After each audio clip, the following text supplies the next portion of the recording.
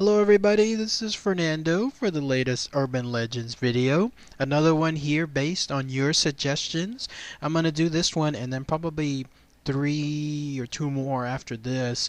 I'm actually going to take a trip throughout the weekend, so I'll be back early next week and then I'll continue the rest of the videos here. Hey, I'm going to be at the Dallas Comic Con there this weekend, probably just on Saturday only, and it's going to be a great event. If you haven't had a chance, I highly recommend to check it out. They have a whole bunch of guests that look fantastic, so that's why I'm going on Saturday.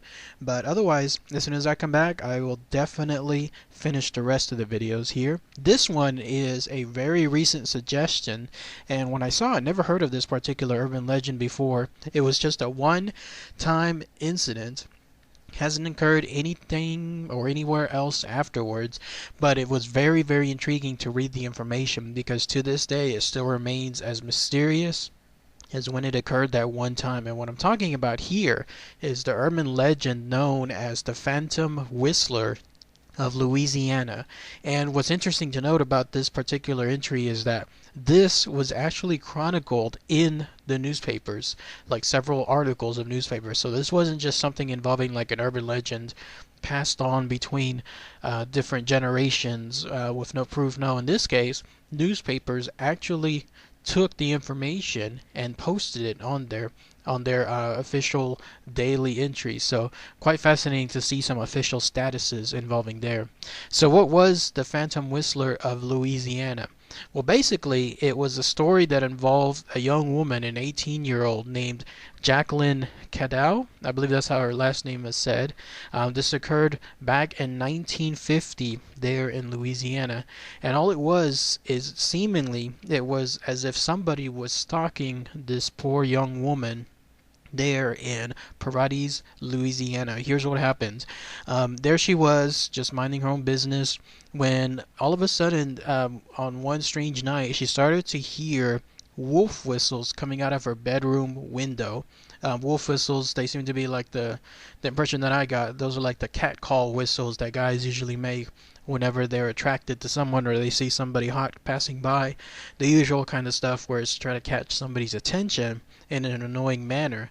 And when she heard this, she didn't really pay that much attention to it. But what was happening was these wolf whistles started occurring on a nightly basis. There they were every single night happening. And the way that the information presented itself, it seemed like these wolf whistles were happening right outside her bedroom window. So they weren't coming from, let's say, across the street or from some tree nearby in the yard. No, they seemed to be occurring right there, right outside her bedroom window. In fact, this was a home that she shared with her mother, so this wasn't an experience that was just only on her side. No, her mother was also hearing these wolf whistles as well.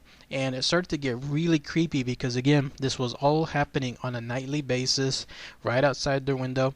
And naturally, whenever any of them would run outside or try to get out the window to see who was causing this, they could not find the source of it. There was nothing in terms of any proof of what was causing these wolf whistles, but they were definitely coming from a man, at least seemingly from a man, because there they were, and this was not in her mind, because again, the mother herself was also experiencing this.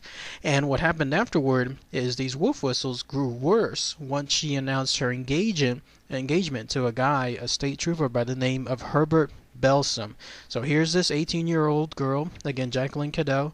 She's pretty much being terrorized on a nightly basis by these wolf whistles, and then things go to the next level when she becomes engaged to the state trooper. It seems like whoever was doing these whistles was first trying to get her attention, and then once that was not happening, then it further escalated, and then finally to a worse point whenever the engagement happened, because whoever was doing this was obviously not liking that this girl, Jacqueline, was not paying attention to this guy. So she eventually started, obviously with the help of that state trooper, trying to see if there was anything as far as authorities or any kind of policeman that could try to find who this person was, but they couldn't. Despite several calls to police and despite several inspections around the house, they still couldn't find the source of it. Things yet took another turn whenever the whistles would also start ending with what she described as a blood-curdling moan. I'm trying to picture how that would sound, because obviously if it was like, let's say, a blood-curdling scream or a blood-curdling yell, then that's something else far more frightful. But a blood-curdling moan, the only thing I think of is like maybe if it was the dying moan of a man coming to his fate, maybe something along those lines. Maybe that's what happened. But either way, one can imagine just how crazy and then how fearful something like this was. And then when you thought that things couldn't get any worse, there she was also all of a sudden now receiving telephone calls. And it was creepy. Like, it was the creepy kind of telephone call voices, like the kind that usually are involved with stalkers. Whoever this person was, there was this voice on the end of the call that would start calling on a nightly basis and say, I'm going to come to your home and I'm going to stick a knife in order to ensure that this marriage would not go further. And she was receiving this again on a nightly basis, so much so that she started to have panic attacks and she was having breakdowns because of everything that was occurring. It was by this point that somewhere along the way, some of the newspapers there in Louisiana started to get wind of what was happening. And so that's why here's, for example, a picture of one of the articles. It describes and shows the information that I was talking about. There was one incident where there was a New Orleans States reporter who visited Jacqueline there at work to try to gather more information about what was occurring. So there they were at work. It was her, it was the reporter, but at the same time it was Jacqueline's mother and it was Jacqueline's aunt. They were all there at her work at the same time. And while they were doing this, all of a sudden they heard yet again the wolf whistle happening, this time right outside wherever they were located in that work building. Presumably it would have been hopefully like somewhere on the first floor, because if this was, let's say, on the fifth floor, then that, or something higher, that definitely takes things to a whole different level. But it was at least in a position where when they heard that particular wolf whistle, Jacqueline actually broke down. Either she passed out or she did something in terms of fainting. But whenever that occurred, everyone ran outside to try to see what this was, what was happening.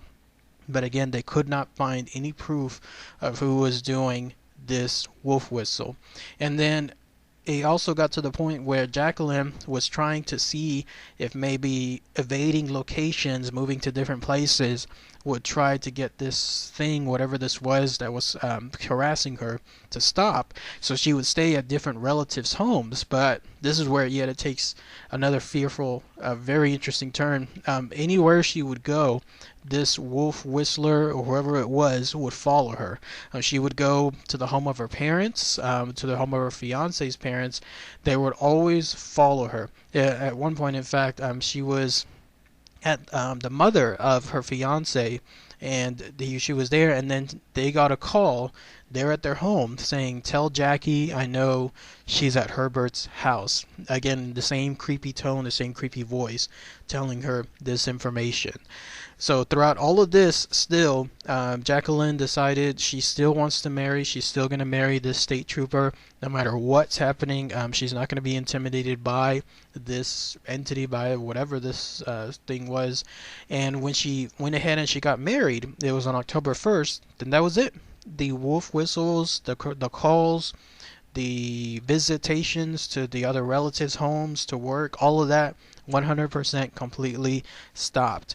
Everything came to a close. There was nothing afterward. So just as quickly as it started and it escalated, afterward it just completely stopped after the marriage, and there has not been a single incident thereafter of whoever this person was or thing was that was following and stalking Jacqueline occurring anywhere thereafter. As far as the police and what their role was in this, apparently they did try several times to obviously, try to hunt down and try to see who was causing this. The local sheriff there at the town said at first, okay, he thought this thing was a whole hoax, but when there was obviously proof that this stuff was still happening, and then there were multiple sources, like i.e. the relatives and then also the reporters, describing what was happening, then he truly tried to see if something could be done. And then that's when he did the strange thing. He said on one occasion that he thought it was a quote unquote inside job and that no real danger was ever present. What he meant by the term inside job, I don't know. There wasn't more information related to that.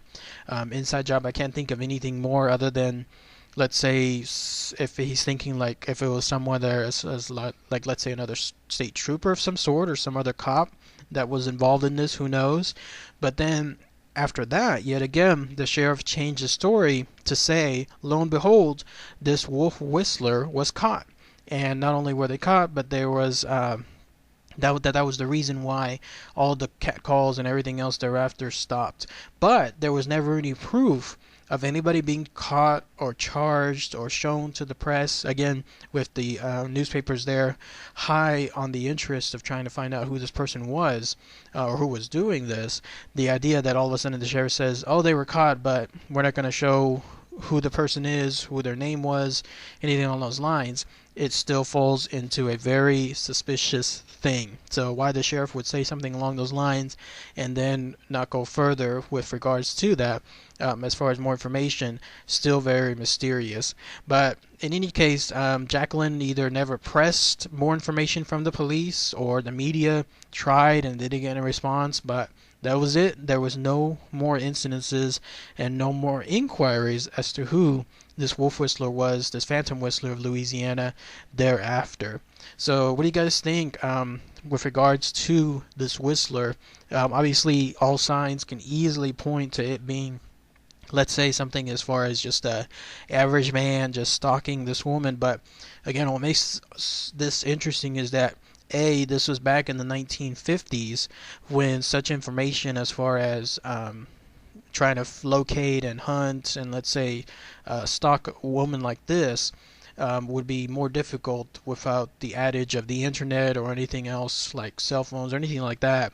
So how someone was able to keep track of where Jacqueline was going at all times, unless they in turn were following Jacqueline at all times. But then that adds the question, how, if they were doing that, how could this person not be detected at the same time?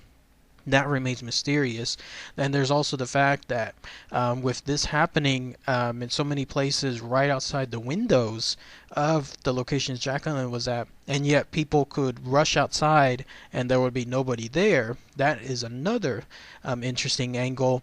And then also the fact that that it stopped altogether, that there was just a huge buildup of some sort, and then it stopped. It goes against the idea that somebody, let's say, that's a stalker or anybody that's harassing people, usually they would want to keep this thing going on, or they would want to make sure that their name is known, like their real identity. So the fact that they stopped altogether, that further adds to the mystery. Could it be something paranormal, supernatural? Who knows? I'm just throwing that out there because we've obviously, there's tales of incidences involving like activities with ghosts, poltergeist activities, who knows.